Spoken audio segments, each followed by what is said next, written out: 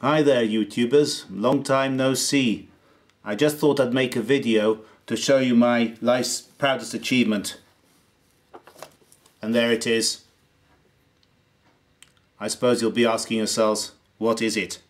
Well, it is in fact a paper kite, and the clever bit is that it's just made of paper and string and doesn't require any struts of any kind. I'll show you the features. It has these two side wings which keep it pointed into the wind. It has a center of gravity behind the attachment point so that it knows which way is down. And the clever bit is this backward fold along the back, which stops the sides from flapping and touching each other. So when it's flying, it looks more or less like this, has a kink in its back. I based it on a South American design that didn't work, and hours of embarrassing failure in the park with all the parents and children watching me with my bits of paper. But it was all worth it in the end. I suppose some of you won't believe that a single piece of paper can fly like a kite. So I specially went to the lake to show you how it works. O ye of little faith. And for those of you that are interested, I will show you how to make it afterwards. Let's go. Well, it's a bit of a blustery day. I hope the wind force 3 and 4 and continual change direction don't spoil my flight. Whoa, as you can see, initially it tends to wobble about a bit. Needs a bit of adjustment and a bit of time for the wind to dampen it and push it into the right shape. But I'm sure that eventually it'll settle down. And there we are. It's working much better now. Flying at an angle of about 30 or 40 degrees to the horizontal. Even in this strong wind it manages to hold its own. That's what makes it such a special model for me. Anyway, time to get back to the drawing board. So, for you that are interested, here's how you make the template for the kite. Get yourself an A4 sheet and make a 20 centimeter circle.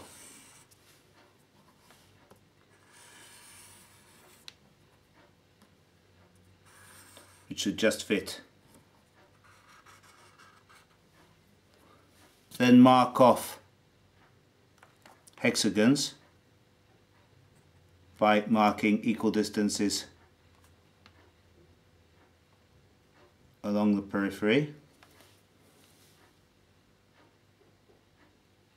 like this. And as everyone knows, doing that will give you the perfect hexagon. And one last time.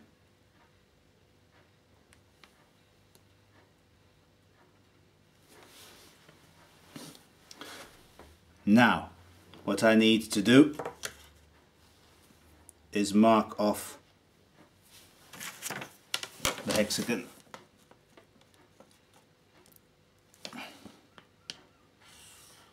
One side.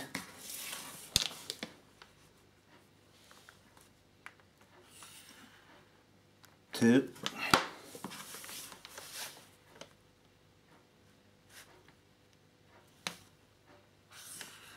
Three.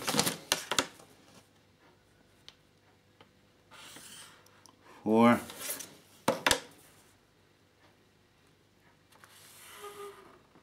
Five. And last, 6. Now we're ready to start. I need the center point as well. Now, first thing to do is mark off a line across a triangle. This is one of the folds.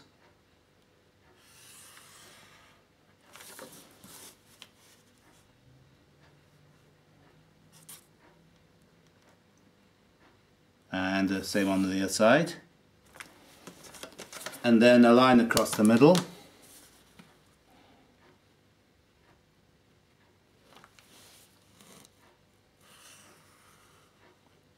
which is another fold.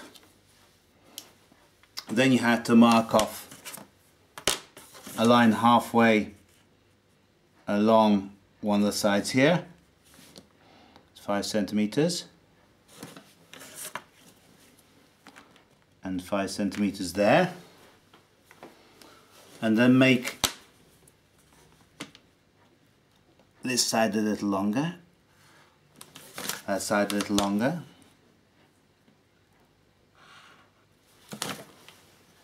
and then parallel to this line, a line that joins these two.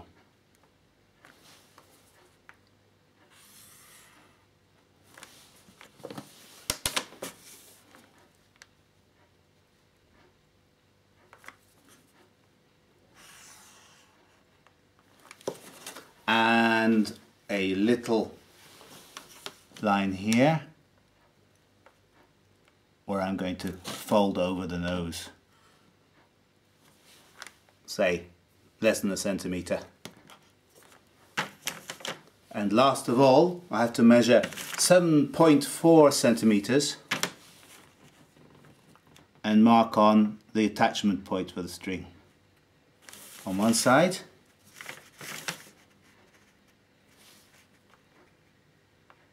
and on the other. There we are. Now the actual outline of the kite is like that, to the point and back up the other side. And these small wings provide the stability.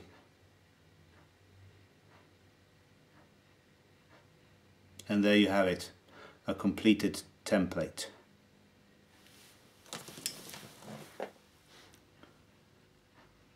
Now that you've made your template, trace it onto a sheet of photocopying paper. 80 grams per centimeter squared should be enough. And cut it out round the outside to get the general shape of the kite. Notice also that I've marked where the folds will come.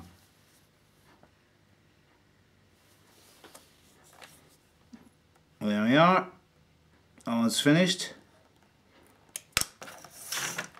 Right, now it's time to waterproof it slightly. I use the stuff that people used to put on their cars when they've repainted it. It makes the paper slightly more waterproof. I better go outside and do this. Okay, just a thin layer, just to help it waterproof a little. So I'll do it both sides. There. This will protect it against the moisture in the air. There, perfect. Right, once it's dried out, you can reinforce the attachment points for the string with a little bit of sellotape. There's one.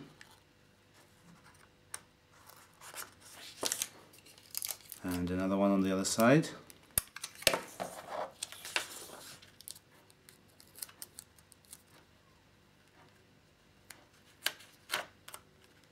There.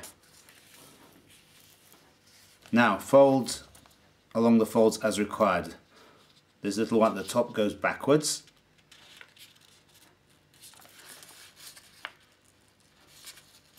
Like that. Reinforces the nose a little bit for when it hits the ground. These two fold forwards.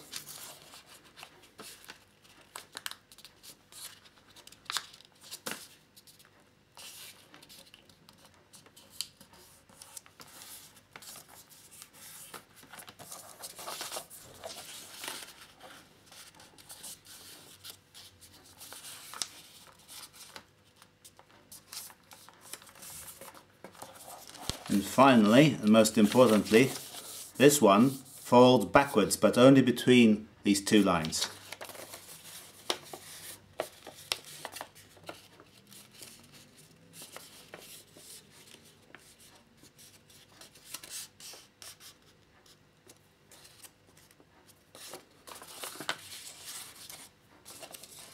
Right, now that's got the general shape of the model right.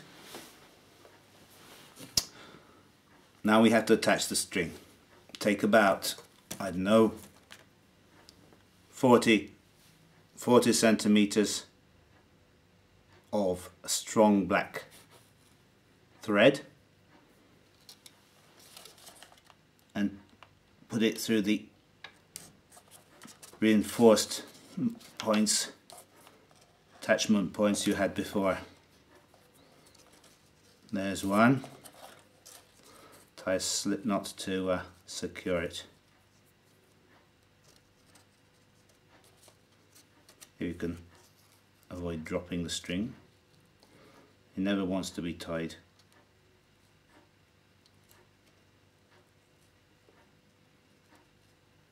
So tighten that. And the same on the other side. Right, there we are, attached to both ends. Now I have to make the attachment for the main string. Take a short piece of thread and tie a slip knot at this end. Better make it double so it's good and strong. By the way, when you're tying the main string onto the kite, it's better to wind it round twice before making the slip knot. It makes it a little bit firmer so it doesn't slide back and forth too easily. I might even put a piece of sellotape on it when I found the best position to keep it firmly in place. At the other end, I simply tie a loop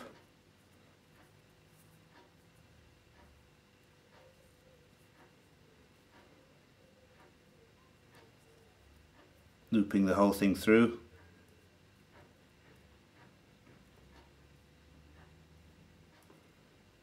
Like that, not too big. So now I have a loop at the other end, and I find the best thing is to have, let's say, 5 meters of thin thread on a toilet roll with a matchstick attached to the end, which I can then thread through here.